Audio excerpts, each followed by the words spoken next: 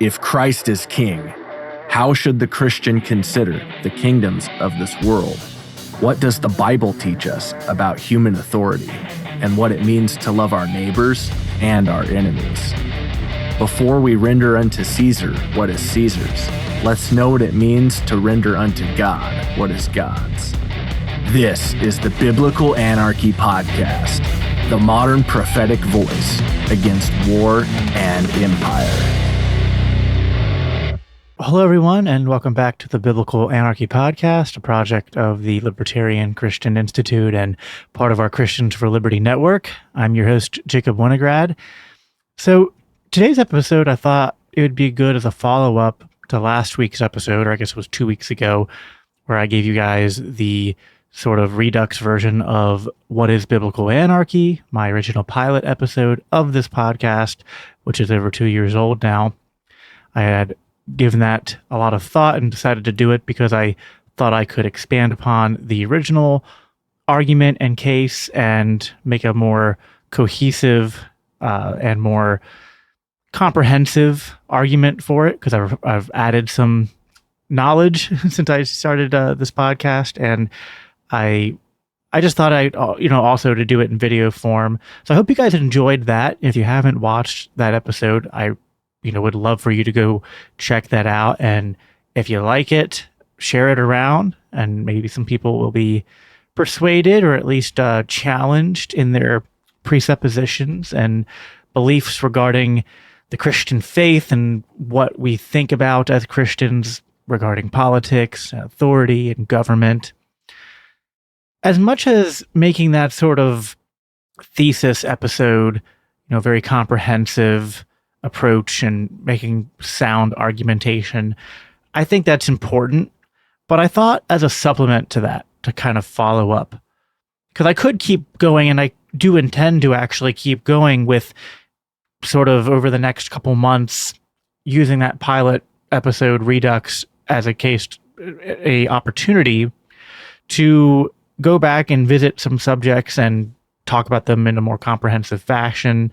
And I'm thinking about writing an ebook about all, or inspired by all of this content then.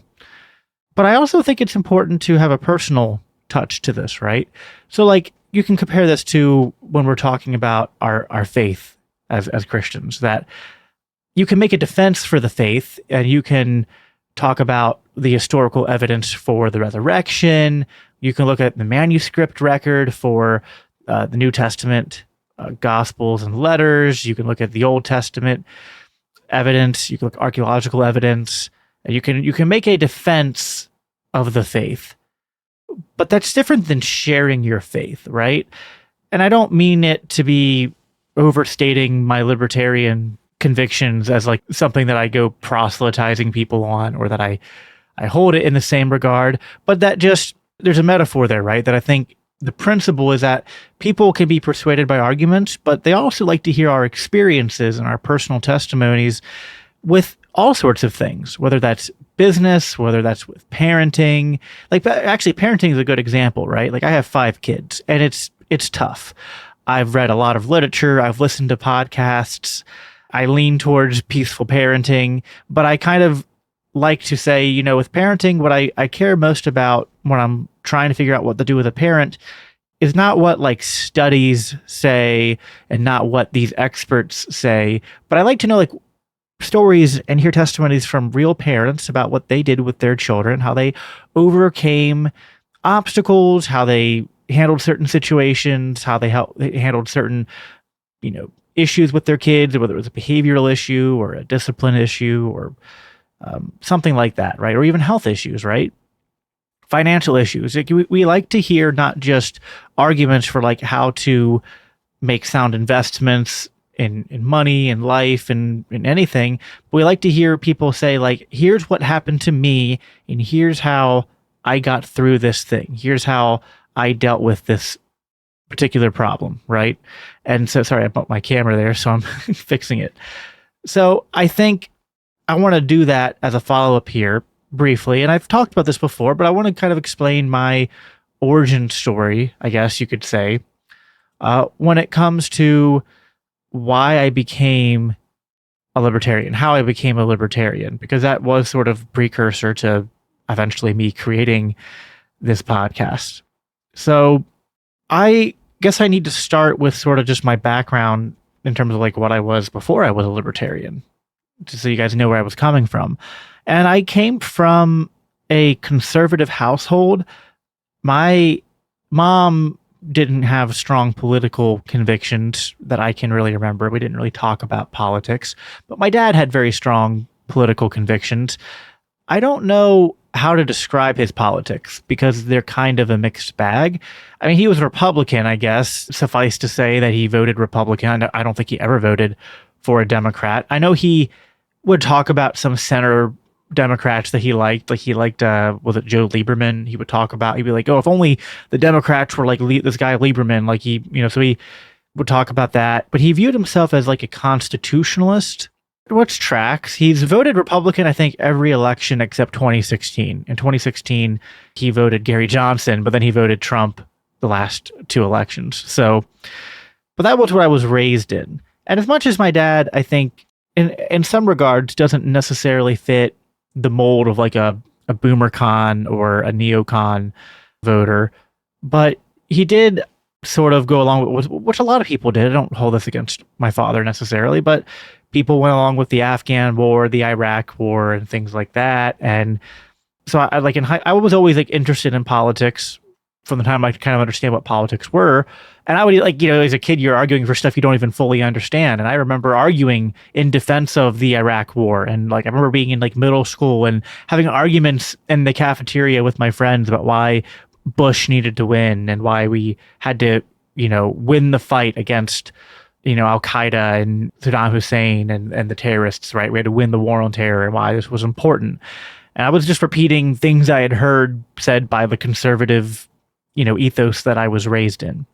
And then I remember in high school, like in my freshman year in my science class, having a conversation with my teacher, and she sort of hinted at some things I hadn't heard of before regarding perhaps a role that America had played in instigating the terror wars and that they weren't working out the best. And that stuck with me a little bit. And then I remember in my 11th grade history class. So at this point, I had joined the speech and debate team late my freshman year. The way speech and debate works is like there's a lot of different events.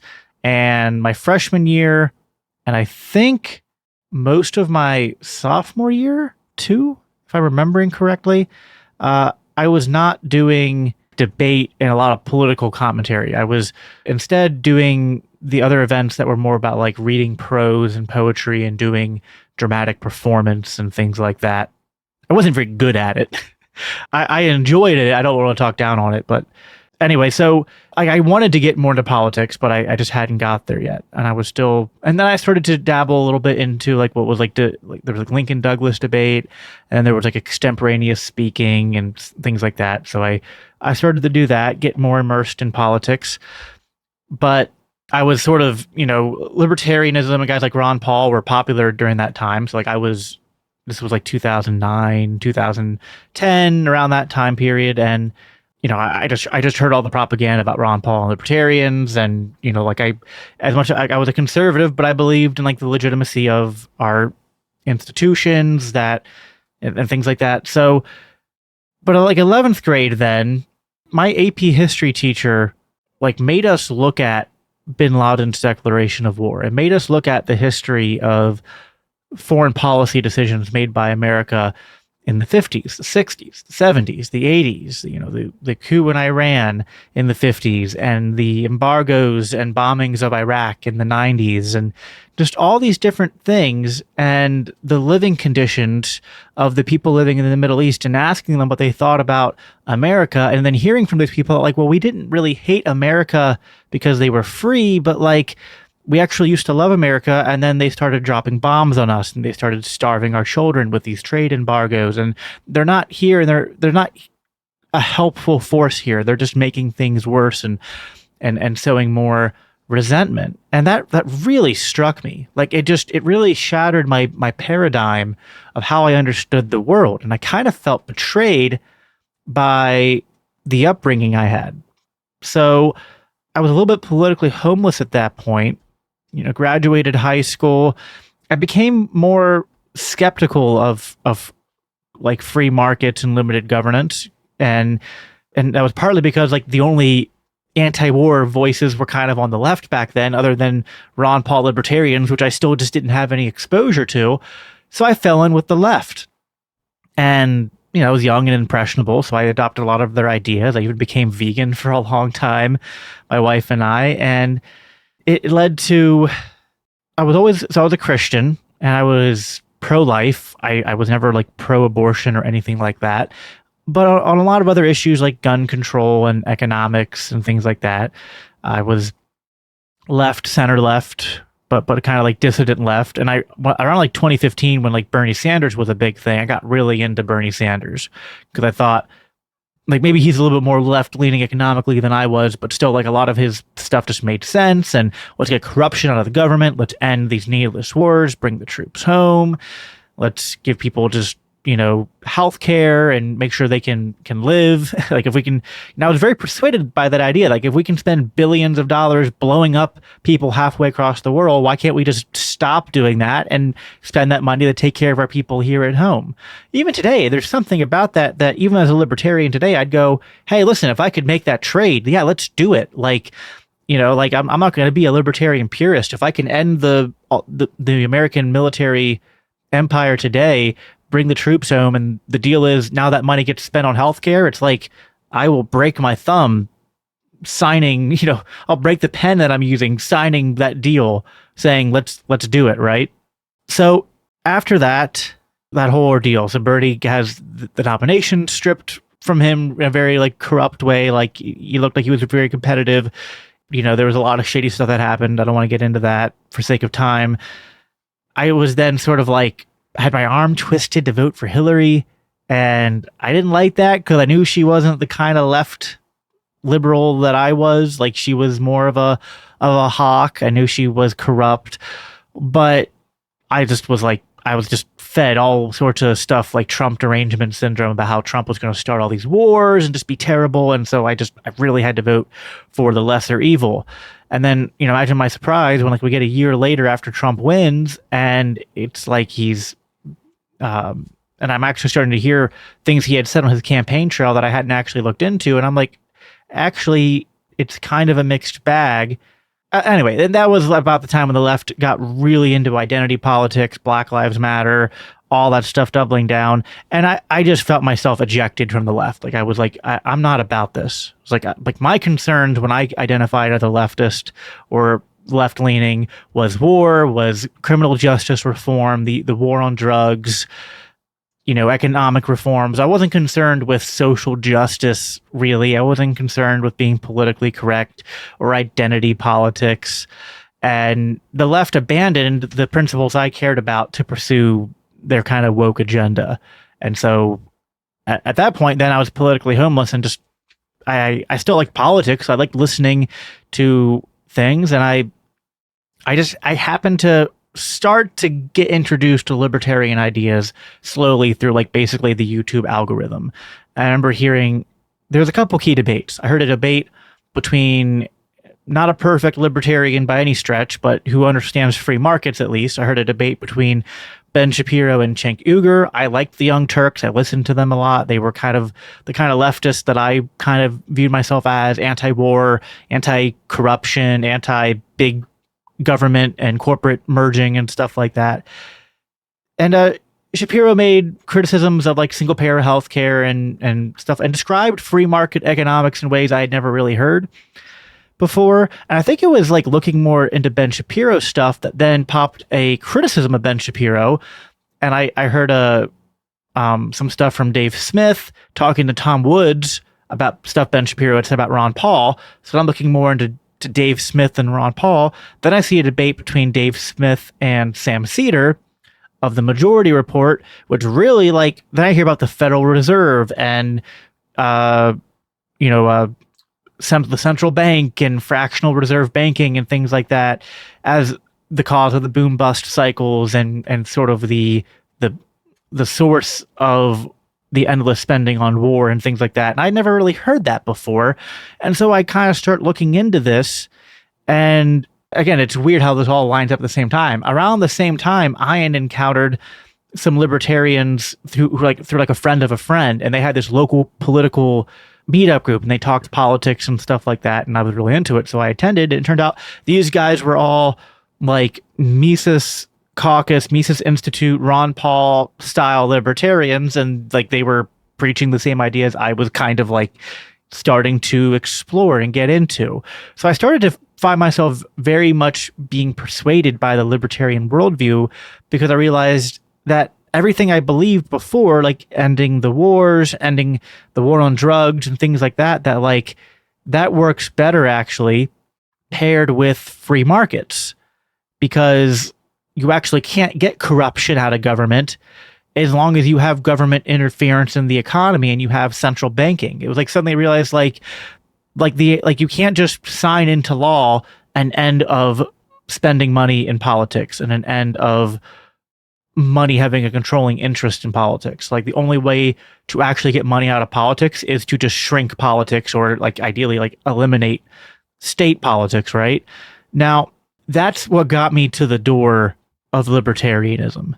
But then what got me over the hump to where I was like looking into libertarian anarchism, right? Because I hadn't really encountered that yet. And I would see these memes pop up once in a while that said taxation was theft. And it was kind of catchy, right? Like income tax, and a lot of other taxes are excessive. Feel like it's just like taking money out of your wallet that's yours, that's going towards things that we shouldn't be spending money on. But then I was like, I don't know, like I guess that stuff's theft. But then I made a post in our group. I was like, was all taxation theft? And I literally went through a lot of stuff that my libertarian audience will chuckle with, because I went through a lot of common questions when people are introduced to libertarianism. I was like, well, what about the roads, right? What about the military? What about like just a lot of common examples? And I kept on asking like, well, if the government doesn't do X, well, then how would we have it? And I kept on being given answers that would actually explain how free markets could do a lot of things that we think we need the government to do and do it better. And then I was like, all right, I guess that all sounds well and good. Makes sense to me. Although it's kind of weird, because I keep on trying to find like what you think government should exist to do, and I can't find anything. It's almost like you think we don't need a state or a government, and that would be anarchy.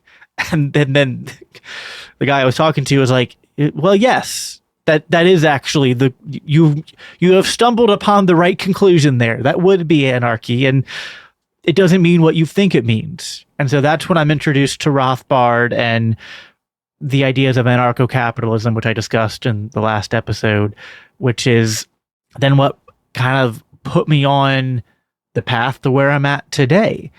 And I guess like the underlying criticism that really convinced me, well, there was two things, right? So I'm going to boil it down here for this episode.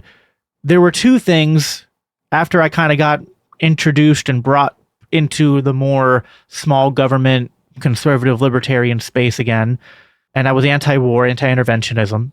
There were two things that really then pushed me over the edge into anarchism.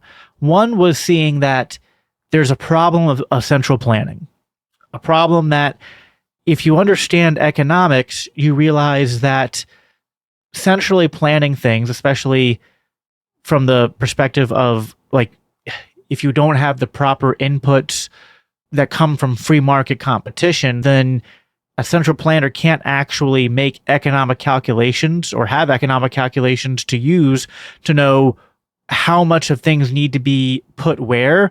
And while that's a criticism that's usually aimed at like total command economies and socialism, you start to realize that like even little bits of that still suffer from the same problem. And like government controlling the roads, for example, well, they're not going to do that well because it's being centrally planned rather than being a free market mechanism. So that's a very condensed version of a rather long argument, which you can look more into if you haven't heard before. But I guess the other thing on the more ethical realm was just like what I talked about in last week's episode, which was the criticism from the perspective of universal morality.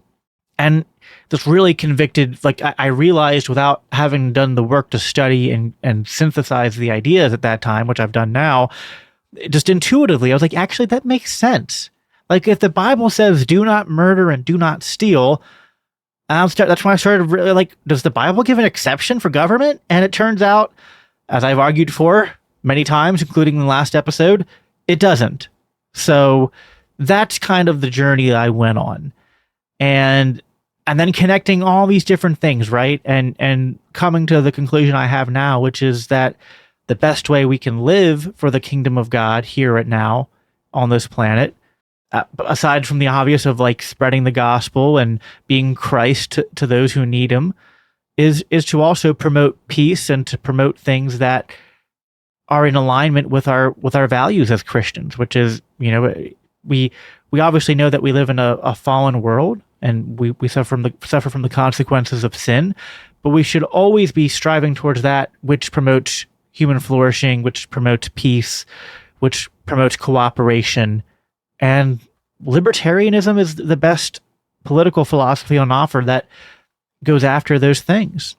And that beyond that, the universal morality component, I think, is what the Bible teaches, that at the end of the day, that, as it says in Psalms 2, that God holds the nations of the world and the kings in derision, and that these are often rival kingdoms, rival nations. And anyway, so that's I guess the long story short how I got to the place I'm at today.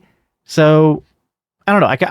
I could spend a lot more time on any one of the points in that story, but that's the quickest I could do it. And I wanted to keep this episode a little bit shorter, so I think I'm going to wrap it up there. But I might go back and explore some of those threads in a bit more detail in later episodes. But that's my personal how I came to libertarianism story. If you're a libertarian, I'd like to hear how you became one as well. If you want to say so in the comments, or if you have any questions for me about things that persuaded me, I'm always happy to answer those questions as well. Please give this video a thumbs up and subscribe to the channel if you haven't already. I got a lot of content that's going to be exciting coming down the pipeline here this next month. So make sure you have the notifications turned on, the bell rung and all that. And for you audio listeners, please remember always to give the 5-star reviews to help boost us in the algorithms. That's all I have for you guys today. So as I always end by saying, live at peace, live for Christ. Take care. The Biblical Anarchy Podcast is a part of the Christians for Liberty Network, a project of the Libertarian Christian Institute. If you love this podcast, it helps us reach more with a message of freedom when you rate and review us on your favorite podcast apps and share with others. If you want to support the production of the Biblical Anarchy Podcast, please consider donating to the Libertarian Christian Institute at biblicalanarchypodcast.com, where you can also sign up to receive special announcements and resources related to biblical anarchy. Thanks for tuning in.